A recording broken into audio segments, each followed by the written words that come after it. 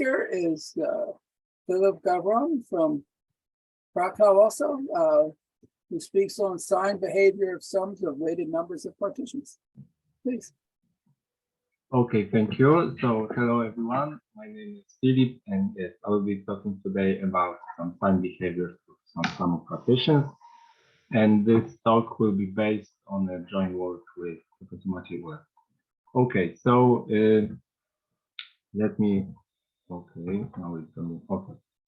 start with some definitions. So let A be a subset of positive integers, and by a partition of n, I will mean the representation of n as the sum of elements from the set A, where if two such representations differs only by an order of elements, then I will view them as equal. And the function PA from n will be just the number of all A partitions of n.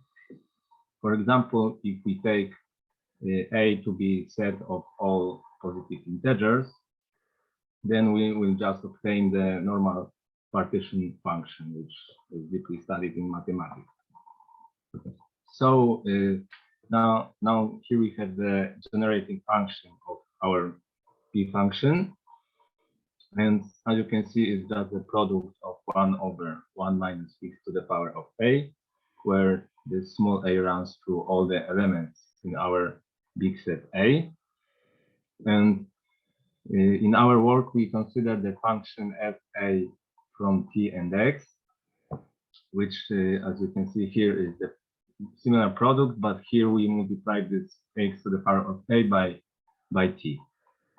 And we can expand this product as a series in x, and the coefficients are polynomials in t, which are denoted here by small f. And these polynomials can be written in such a way, as you can see here, where these coefficients Ca, In are just the number of A partitions with exactly I there. Okay, and if I set t equals 1, then I will get back to my original generating function, as you can see from this product, or just looking at the coefficients in this polynomial, I will obtain the sum of these C, and this will contain all the A partitions, because every partition has some number of elements, right? So it would be this sum. So I will just obtain the partition function. Now, if I set t equals to -1 instead, then I obtain the alternating sum, and I can interpret this as a number of even A partitions minus the number of odd A partitions. And now, when I have such an expression, I can wonder about the sign of it. And this is exactly the topic of our work.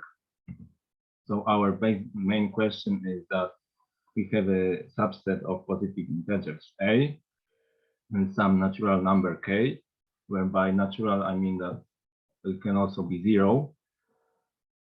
And our main question is, what can we say about the sign of such a sequence, Sak of n, defined by such a sum? And if you compare this sum here with this sum here, this polynomial, so we obtain that you will see that the only difference is this factor I to the power of k here. And this factor here will be our weight. So that's why we have these weighted sums. Especially if we set k equals 0, then we get back to our main polynomial f. Another question is that can we characterize the sets A for which this sequence of signs is alternating? So the following inequality is true for every n big enough. So to give the connection between this f and this s here, I will introduce the delta operator. So if I have a function of t, and then delta of f, is just the t times the derivative of f with respect to t. And by delta to the power of k, I will just denote the simple iteration. And now if my function f is simply a polynomial, then if I apply delta k times to this polynomial, then in its expansion, I'll obtain these factors I to the power of k. So as you can see, it is similar to the construction of the sequence S. And actually, we can define this sequence by such a relation that we apply the delta operator k times to our polynomials f. And after that, we evaluate everything at t equals -1. And this delta operator gives us the way to prove the recursive formula. So we have a recursive formula for the sequence S. And this expression here looks a little bit nasty, but the exact form doesn't really matter so much. What is the most important that we can calculate this S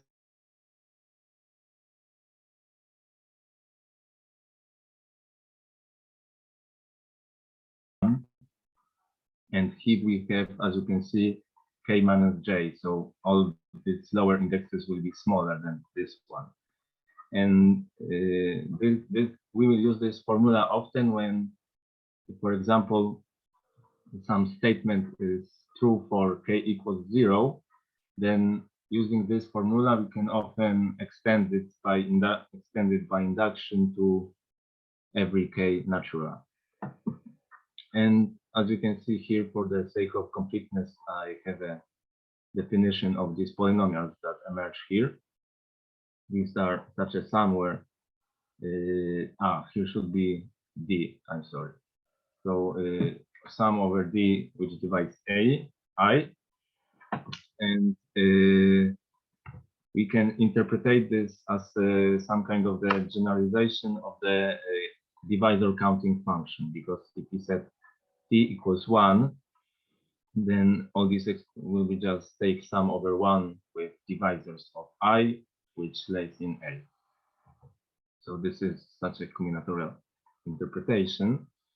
Now, the idea of proving this recursive formula is just to take the logarithmic differentiation of the generating function, and some manipulating with series will give us this identity. Now, I will proceed to state two main theorems of our work, but before that, let me briefly explain that I will say that the set A I will be called good if for every k the sequence of sign is alternating. So in other words, such an equality is true for every k and every n. And now the first main theorem is that simply saying that if I have a family of possibly infinite family of pairwise disjoint subset of positive integers, and all these sets are good, so for all these sets such an equality is true, then their sum is also a good set. So also I have this equality. And the idea is to, by induction, it's enough to show that show this statement for the sum of two sets which are disjoint, and for disjoint sets, this function f of tx is just the product of these functions for the corresponding sets. So this is how we use the disjointness assumption. And this expression gives us our thesis for k equals 0. And for k bigger than 0, we can use this recursive formula that we had earlier and induction. And here we have also, we can have this family infinite, because from the point of view of the coefficient, it's still like to take a finite number of sets, because if these elements of set are big enough, then they doesn't affect the coefficient. Sorry, and this theorem gives us a nice tool to construct the good sets from the good sets that we already have. But still, we need to show the existence of some good sets, and this is exactly the theorem, main theorem 2, which says that if we have a subset or A of odd integers, then if we form the set B, which is the sum of our set A scaled by some powers of 2, then this set here will be good. Now notice two things. One is that we can take the infinite sum with the reasons similar as earlier. And the second important thing is that one of these scaling factor needs to be 1. So here I have p0 equals 0, so the power of 2 is 0 is 1. So in fact, B contains A, and this is quite important. And yeah, as I said, this set will be good. And the idea of proof for at least for the subset of odd integers for k equals 0 is quite simple, because looking at the at our function, it is the product of 1 over 1 plus e to the power of A. And because A is odd, so we can write it also in such a way. And this is the generating function of the A-partition function, and evaluated at -x. So we obtain these expressions, and comparing coefficients, we obtain our thesis for k equals 0. And again, for k bigger than 0, we have induction and the recursive formula. Now, here I again repeat these two theorems, because now if we have them, then they give us a nice strategy to show that some sets are good. Because if we have some set A, then we can try to find the partition of this set into some disjoint sets which satisfy the condition of theorem 2. And then by theorem 2, this set that forms the partition will be good. But by theorem 1, their sum also will be good. So we obtain that our original set that we start with will be good. So let me show you the application of this strategy. So the first corollary is that the set of first m positive integers is good. And so we proceed, as I said, with this kind of strategy. So we have our set, and we decompose this as the finite union of sets of this form, where A runs through the all odd integers in our interval.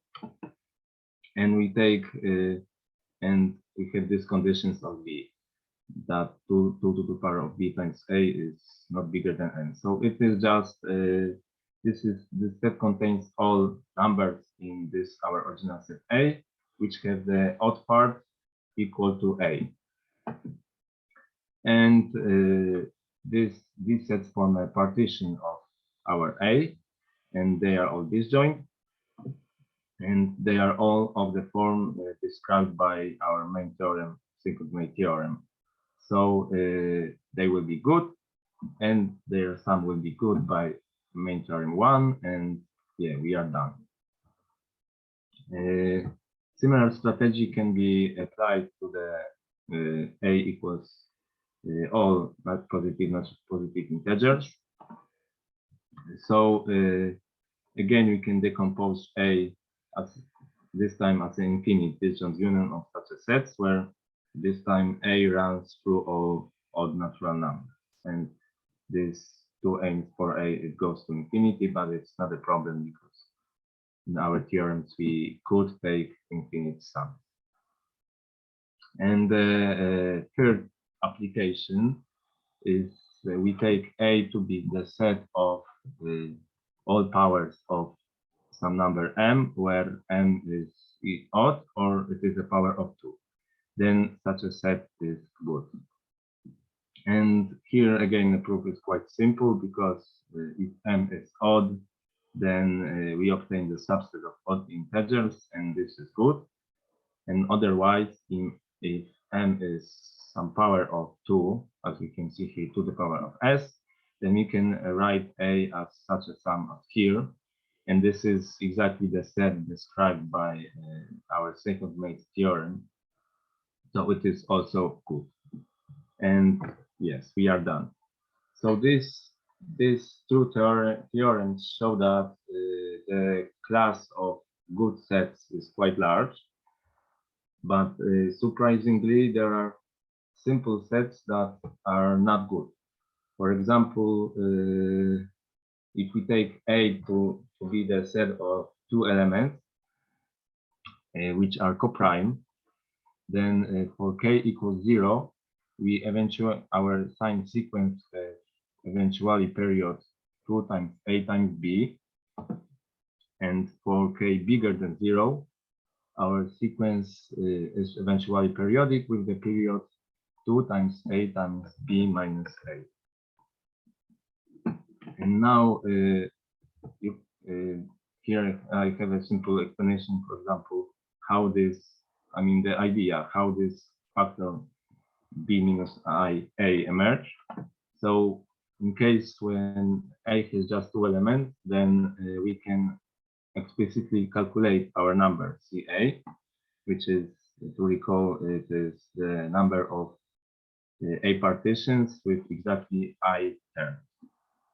And actually this number is 0 or 1, and it depends if this set of linear equations has solutions or not. Because if it has solution, obviously we have unique solutions, and so we have a 1, or otherwise we have a 0. And if we calculate y from this set, then we obtain in the denominator b minus a. So as we can see, the existence of the solutions is connected with a residue of n modulo b minus a. So this is how these factors b minus a, for example, shows up in this period. And here I have an example. So let's take a equals 2 and 3. Then our theorem is saying that for k equals 0, we have a period 2 times a times b, which in our case is 12. And for k bigger than 0, we have a period 2 times a times b minus a, which in our case is 4. And here, as you can see, I have a array plot of first 150 elements of our sign sequence for k equals 0. And the chronological order is as reading a book. So from left to right, then we go down and again down. And the black square means that our sign is 1.